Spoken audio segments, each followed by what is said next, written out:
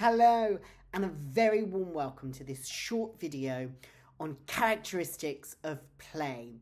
Now, we already know that play is a phenomena, children's play, that is difficult to define, difficult to explain. Do we know when children are playing? Do we know when we see children playing that that's what they're doing, playing? Sometimes maybe yes, and sometimes with a view from the adult's world, we're not sure, or we don't know, or we don't analyze carefully enough to know or understand if the behavior that we're actually seeing is play or play behavior. So one of the ways that we can think about recognizing children's play is to interrogate the characteristics of play and to think about what characteristics should play have in order to be play. Back in 1938, Huizinga, who is one of the Don Daddies of play, originally a cultural historian, wrote a book, Homo Ludens, and this book really lays the foundation of playwork theory and play theory as we understand it today. And back then, he identified play as being a free activity, standing quite consciously outside the ordinary life, as being not serious, but at the same time absorbing the player intensely and utterly. It is an activity connected with no material interest, and no profit can be gained by it. This is the first and most original definition of play that we can trace back, and it's very much a working definition that we still use today, and a definition that we have built our existing and current understanding of play on.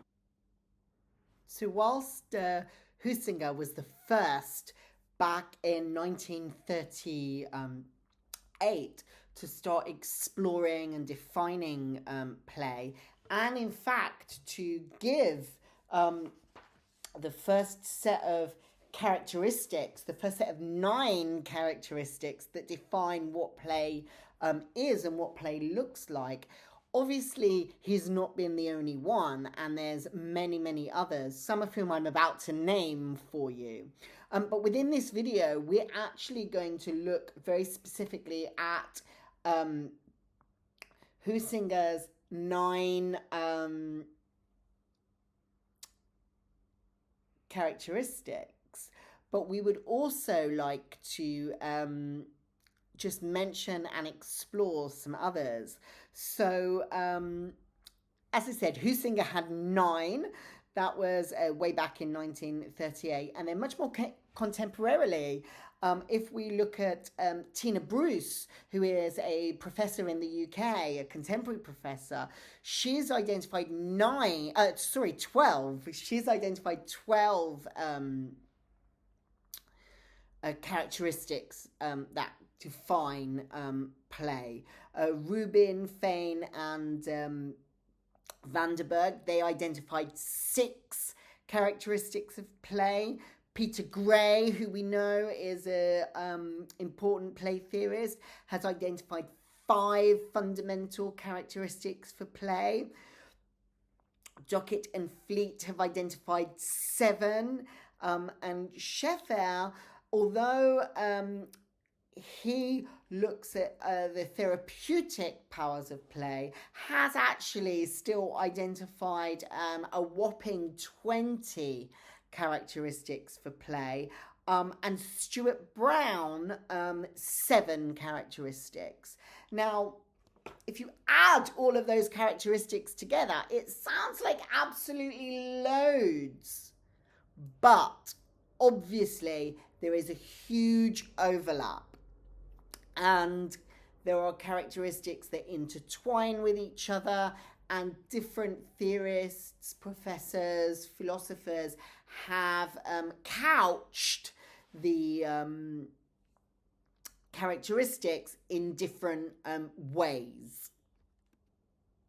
So what I've done is taken the characteristics from all of these theorists, professors, thought leaders that you see here, and I put them into one list and taken out the duplicates, and I'm just going to read you the list so you can hear all of the different characteristics of play, suggested characteristics that these people here have put forward and suggested. And then after that, we'll have a deeper dive into Huizinga's 9. So play should be active, adventurous and risky, communicative, enjoyable, imaginative, intrinsically motivated from within the child, involved, iterative, meaningful, non-lateral, process orientated rather than product orientated or having an outcome. So process orientated, rule governed. And when we say rule governed, we mean the rules that children make, either implicit or explicit. It's not rules that are imposed by adults. Play should be self-chosen and self-directed, self-expressive, sociable and interactive, spontaneous as opposed to planned, symbolic. So I can't help but to explain, but I'm going to hold it because we'll come to it in the explanation in a second. Play can be therapeutic or should be therapeutic. That is a key characteristic. And voluntary, that children are doing it, they're voluntarily doing it because they want to. That's the list. So yes, what we're going to do now is we're going to have a look through Huizinga's 9 characteristics: active, meaningful, symbolic, voluntary, pleasurable, process-orientated, intrinsically motivated, adventurous or risky, and self-directed. Let's dive in. Hello. Play should be active. That doesn't mean that it needs to be physical in order to be play. It can be still, it can be more intimate. It doesn't have to include climbing and running and jumping, although it can. But it should involve physical and mental thought processes, problem solving, thinking, trying things out. All of these things should be active engagement in the play. A key characteristic of play is that it needs to be meaningful, or it is meaningful for the children. These children behind me, they're playing, they're mark making, and each one of them is coming to show me what they're making and tell me what the meaning is. Who wants to show me their work? Yeah, what is it, Ariel? My mommy and daddy. Children make sense of the world through their play. They play in order to make meaning, process their experiences, and it comes out through their play. This is how they make sense of the world. Often, children will integrate real-life experiences into their play. So the idea of play being meaningful is a key characteristic of play. Abang.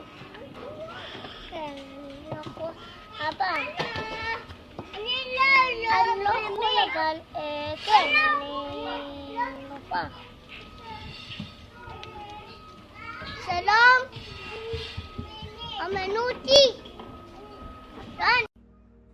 So here I am in the Panthers class.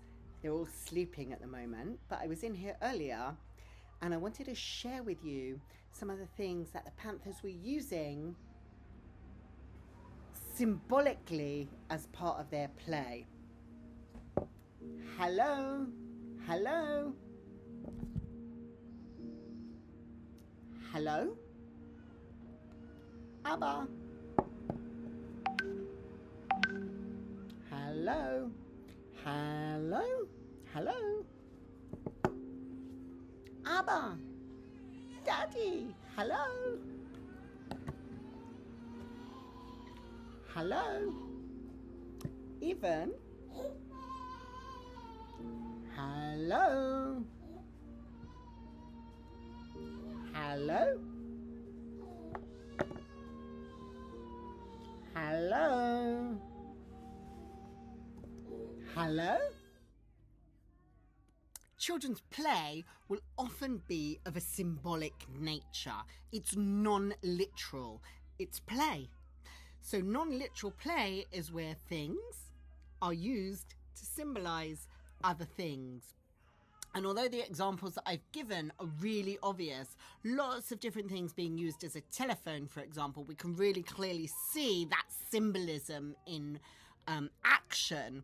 Many times children's play will be symbolic of the world, of things that they've seen, heard, and it will come out in different ways through their play. Their play will symbolize and make sense of things in the real world. And symbolism, symbolic approach to play, that is a key characteristic of play. This may look like an umbrella to you, but in fact, it's my magic broomstick.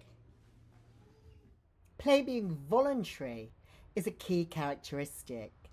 Play is a spontaneous activity that children can freely choose.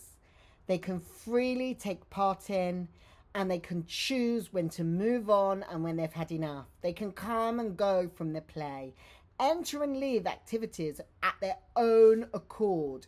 This is a key characteristic of play. And play is pleasurable. By its very nature, it's play. It has to be fun. It has to be engaging for the children. It has to be enjoyable, and inherently so. The participants will enjoy taking part, and you'll see this through their outward signs of pleasure, smiling, laughing, and being engaged. It's a key characteristic. The play has to be fun for it to be play. Play is process-oriented, not outcome-based. So we're not playing in order to make a picture in a certain way, to build a tower in a certain way. We're playing because the process of playing, the process of moving things around, putting things on top of each other, moving things, exploring the materials, the process of doing that, not reaching an end result, is what's important. There shouldn't be an aim or an expectation that when children play, they achieve something. It's about the process of playing.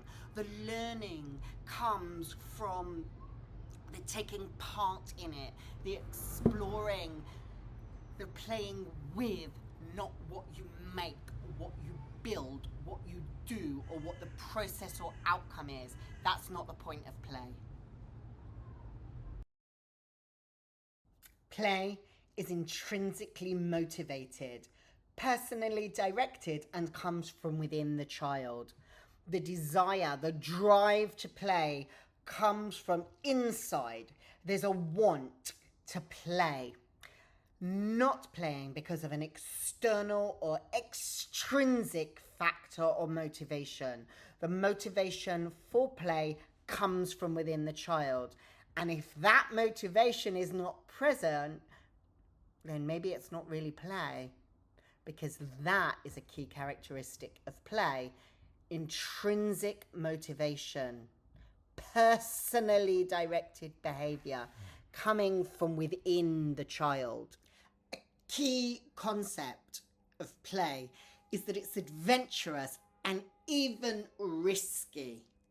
And for newcomers, thinking about the ideas of play for the first time might think, why and how should play be risky? It must! Play being risky is a key characteristic. This is how children learn, understand their physical and mental challenges through risky play. And if adults control the play too carefully and remove elements of risk, it's not real play. Play is something that should be risky and adventurous. Obviously, there are safety considerations that you take into mind while children are playing. For example, children wouldn't play on a cliff edge with an 800-meter drop underneath. That would be too risky. And risky means different things for different age groups as well. But testing their physical and emotional, mental strength, this is a key part, an essential element of play. So if adventure and risk is removed from play, it's not play. A key characteristic for play must be that it has risk and adventure that the children put into their own play, and that is not unnecessarily removed by adults who might be overcautious or worried. When we're talking about play in the early years, of course, play means different things to different aged children. Doesn't it, Daniel? Yeah? So, for example, in a baby room, exploring toys and exploring things in a way that the children want to, not in a way that staff members have directed. Self-directed is about children directing their own play, playing for their own reasons in their own way, which may be different or even contrary to how adults or practitioners working with the children think that they should be playing. Or if play materials or resources have been set out in a specific way, with a specific way of using them in mind, but children use them differently and in their own way. That's what children's self-directed play is about. In their own way, with the resources, for their own reasons. And of course, for sure, that would look different for different age groups. The way that children choose to play will look different for a baby as it would for a child that's 4. And finally, remember what we're talking about here is pure play. There will be times in the day in an early years provision where children engage in pure play. There will be other times where maybe they're not engaged in pure play, but they are somewhere on the play continuum. It might be adult-led activities that have playful elements or some playful characteristics. So I don't want you to leave this video on play characteristics thinking that at all times during every child's day, 24 hours a day, they must be playing in a way that meets all of these characteristics. Play is a continuum, and what we're talking about here are the characteristics that describe pure play. And of course there should be times in a child's day where they can play uninterrupted, intrinsically motivated, voluntarily, pleasurable, all of those things. But there are also times for other activities that will have a playful approach but may not meet all of the characteristics all the time.